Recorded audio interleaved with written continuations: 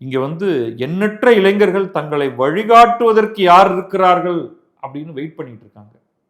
அந்த டேலண்ட்டை நீங்க உங்க திறனோடு நீங்க கொண்டு வந்தீங்க.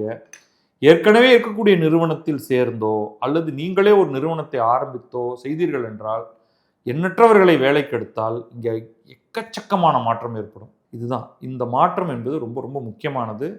இதை நீங்கள் கட்டாயமாக செய்ய வேண்டும். ஆனால் அதற்கு எதிரான கருத்துக்களும் வருகிறது. இங்கே நியாயமாக நடந்தால் நாங்கள் எப்படியெல்லாம் அரசியலால் வஞ்சிக்கப்படுகிறோம், ஏமாற்றப்படுகிறோம், இங்கே எங்களுக்கு தேவையான வசதிகள் இல்லை அப்படின்னு நீங்கள் சொல்கிறதெல்லாம் உண்மைதான். ஆனால் நீங்கள் சொல்லக்கூடிய வசதிகள் இருக்கு இல்லையா, அந்த வசதிகளை நீங்கள் உருவாக்கவில்லை. அமெரிக்காவின் பல்கலைக்கழகங்களை நீங்கள் உருவாக்கவில்லை. அமெரிக்காவின் அரசியல் முறையை நீங்கள் உருவாக்கவில்லை. சொல்லப்போனால் நீங்கள் அங்கே சிட்டிசன் ஆவதற்கு முன்னால் வாக்கு கூட போட முடியாது அல்லவா? அந்த அரசியல் ப்ராசஸ் உங்களை ஒதுக்கிவிட்டு தான் அது நடந்து கொண்டிருக்கிறது. நீங்க இங்க இருக்கிற அரசியல்வாதியை பற்றி குறையாக சொல்கிறீர்கள். அங்க இருக்கிற அரசியல்வாதி உங்களோட பேசக்கூட மாட்டார். அந்த அரசியல்வாதி தான் இப்பொழுது ஒரு சட்டத்தை கொண்டு வருகிறார்.